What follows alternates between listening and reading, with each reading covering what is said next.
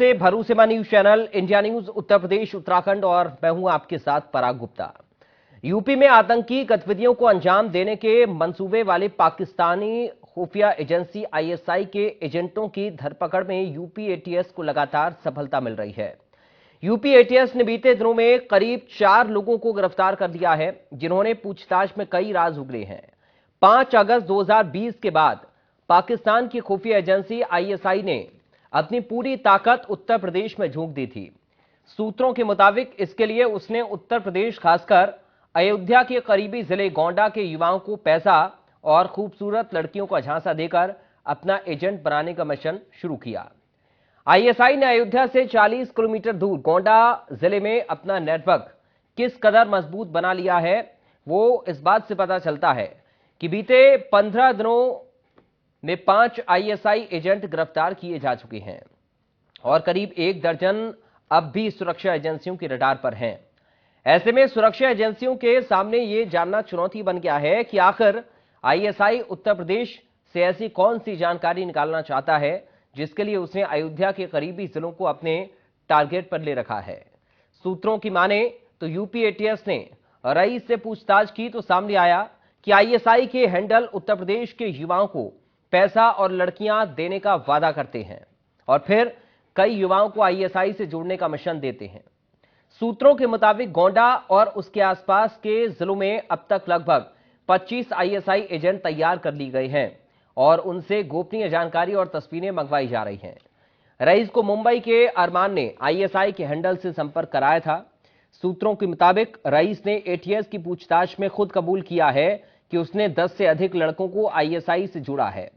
ISI के लिए न सिर्फ रईस बल्कि उसके जैसे दर्जनों मुस्लिम लड़के एजेंट के तौर पर काम कर रहे हैं और पाकिस्तान को जानकारियां भेज रहे हैं। इसी को लेकर देखिए इंडिया न्यूज संवाददाता की यह खास रिपोर्ट। पाकिस्तान के नापाक मंसूबों को अंजाम देने में जुटी आईएसआई के एक के बाद एक भारत में तैयार किए गए जासूसों को गिरफ्तार करने में एटीएस कामयाब हो रही है। जी हां, बीती 16 जुलाई को सलमान अरमान रईस के बाद अब अरशद को गिरफ्तार किया गया है। जी हां, अरशद को लखनऊ से गिरफ्तार किया गया है और बड़ी जानकारियां ये मिल रही हैं एटीएस के सूत्रों से कि इन तीनों का कनेक्शन सीधे गोंडा से था। अरशद लखनऊ का रहने वाला था। इन तीनों का ब्रेन वॉश किया गया। खासतौर पर गोंडा को इसलिए चुना गया क्योंकि वहां से अयोध्या का फासला बहुत कम है, यानी एएसआई का सबसे प्राइम टारगेट अयोध्या हो सकता है, जो सूत्रों के हवाले से जानकारी मिल रही है। इन तीनों के पास से मिले मोबाइल फोन से अयोध्या की तमाम वो वीडियोज, तमाम फुटेजेस मिली हैं जो उन्होंने साझा भी की थी।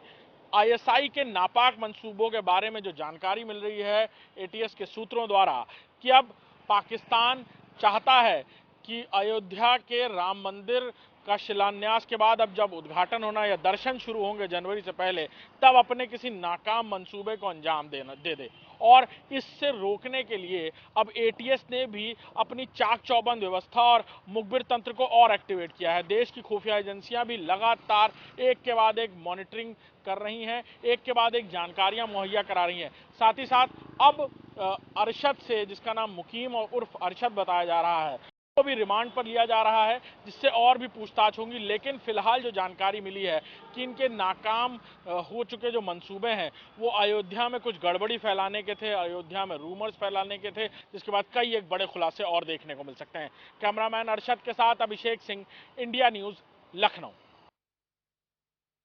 गोंडा में यूपी एटीएस द्वारा गिरफ्तार आतंकवादी सद्दाम शेख की पत्नी रूबीना ने बात करते हुए बड़ा खुलासा किया। रूबीना ने बताया कि 2005 में सद्दाम शेख सफीउल्लाह के नाम से आया था और 2008 में सफीउल्लाह के नाम से एक जमीन का बैनामा भी कराया था। सद्दाम शेख ने 2010 में हमसे शादी की थी और गांव के लोगों ने भी मेरी शादी कराई थी। बिना यहां पढ़ाई किए सद्दाम शेख ने ड्राइविंग लाइसेंस बनवाने को लेकर 8वीं की मार्कशीट भी बनवाई थी। सद्दाम शेख ने अपने आधार कार्ड में अपने पिता का नाम मुंशी मियां बताया है, लेकिन मुंशी मियां यहां कोई नहीं है। सद्दाम शेख की पत्नी रूबीना ने सवाल उठाते हुए बताया कि जब सद्दाम शेख यहां आए थे तो बता रहे थे कि हमारे माता पिता नहीं है और हम अकेले हैं, तो फिर उनके पिता मुंशी मियां कैसे हो गए। वहीं विद्यालय के प्रधानाचार्य ने बताया कि मेरे यहां सद्दाम शेख ने कोई पढ़ाई नहीं की, वो जो मार्कशीट लगा रहा है पूरी तरीके से फर्जी है।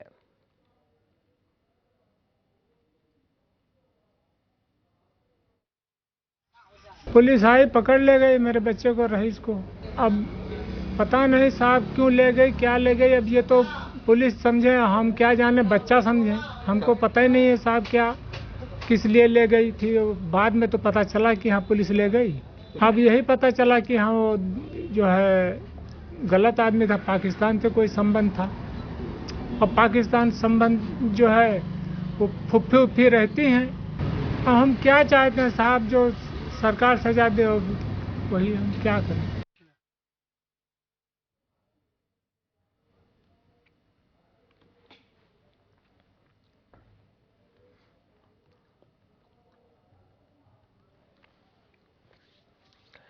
तो सुरक्षा एजेंसियां लगातार खुलासा करने में जुटी हैं और एक के बाद एक आईएसआई के जो एजेंट हैं वो गिरफ्तार किए जा रहे हैं। पूछताछ में और क्या कुछ निकलकर सामने आता है इसका इंतजार अभी करना होगा, लेकिन एक के बाद एक जो आईएसआई के एजेंट उत्तर प्रदेश और अयोध्या के आसपास से निकलकर सामने आ रहे हैं, यह अपने आप में बड़ा सवाल है और इन्हीं सवालों के जवाब तलाशने में सुरक्षा एजेंसियां लगी हुई हैं।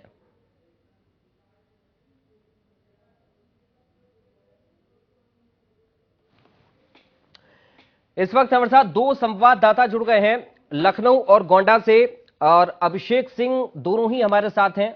लखनऊ से सबसे पहले अभिषेक आपका मैं रुख कर रहा हूं।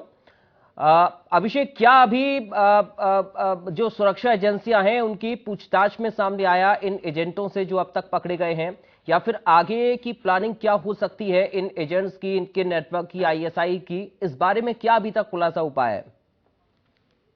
बिल्कुल, जो जानकारियां हमें मिली हैं वो चौंकाने वाली हैं। पहले इस बात को समझना होगा कि आईएसआई ने जब भी इस तरह के ऑपरेशन शुरू किए हैं देश में, किसी तरह की टेरर एक्टिविटी फैलाने का, देश की सूचनाएं इकट्ठा करने का, उसके जरिए किसी तरह की गड़बड़ी फैलाने का, लेकिन आजकल के दौर में जो मॉडर्न वॉरफेयर है वो सूचनाओं के संकलन के जरिए इस तरह की गड़बड़ियां फैलाना होता है। लिहाजा आईएसआई ने जो तरीका चुना वो तरीका बिल्कुल सीधा साधा था और उसी पैटर्न पर कि कम उम्र के मुस्लिम नौजवान युवकों को न सिर्फ पहले ब्रेन वॉश किया गया और खास तौर पर उन युवकों को ढूंढा गया जो बहुत ज्यादा महत्वाकांक्षी थे, कम वक्त में ज्यादा पैसा कमाना चाहते थे, एक सेटल्ड और लेविश लाइफ जीना चाहते थे, उनको टारगेट किया गया। पहले उन्हें सपने दिखाए गए कि उनके लिए दुबई में नौकरी का इंतजाम होगा, उनकी वहीं पर शादी करा दी जाएगी, उनके लिए आगे का इंतजाम किया जाएगा, जरूरत पड़ेगी तो उनको पाकिस्तान में किसी तरह आर्मी में या कहीं और इंतजाम करके उनकी नौकरी के लिए इंतजाम किया जाएगा और वो लेविश लाइफ जी पाएंगे, जिस तरह का हर किसी का सपना होता है। ये सारे झांसे लेकर उन्हें पहले आईएसआई के लिए काम करने के लिए तैयार किया गया।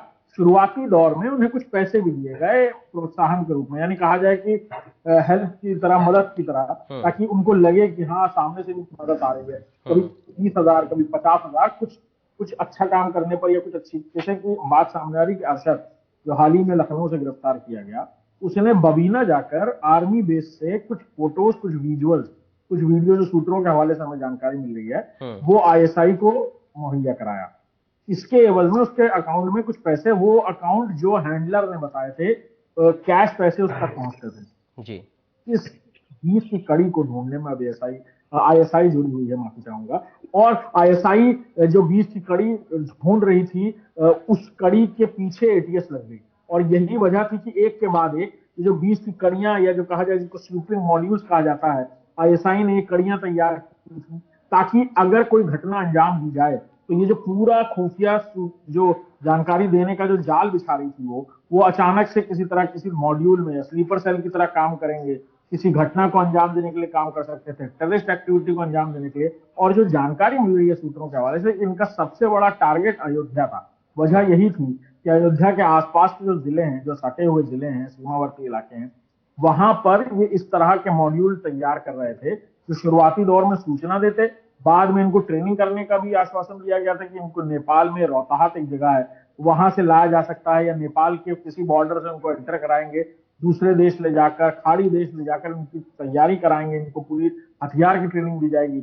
सबसे पहले रईस के बारे में बातचीत करें तो रईस तो यहाँ तक आमादा था कि वो बाकायदा 10 से 12 युवकों से टच में था।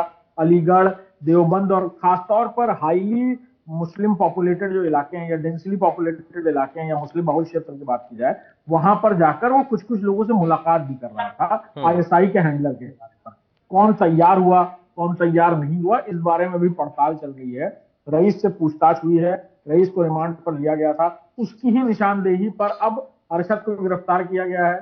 अरशद से अब पूछताछ शुरू होगी रिमांड के बाद, और उसकी पूछताछ में हो सकता है कुछ और लोगों के नामों का खुलासा हो, लेकिन सबसे बड़ी जो बीच की कड़ी है वो मददगार है, जो यहां से उन लोगों को प्रोजेक्ट कराता था, आईएसआई से रूबरू कराता था, आईएसआई के सामने रखता था, और फिर आईएसआई के ग्रीन सिग्नल मिलने के बाद उन लोगों को एक्सपोज करता था आईएसआई के सामने कि वो बातचीत करें। उनको बाकायदा तरीका बताया जाता था, कोडिंग बताई जाती थी, कुछ एक शब्द हैं जो उन्हें एटीएस के सूत्रों के हवाले से हमें जानकारी मिल रही है, जिसके जरिए आईएसआई को सूचना दी जाती थी। खतरे के लिए अलग अलर्ट उन लोगों ने बना रखा था, उसकी सूचनाएं आईएसआई को कैसे देनी है इस बारे में जानकारियां उनको दी गई थी।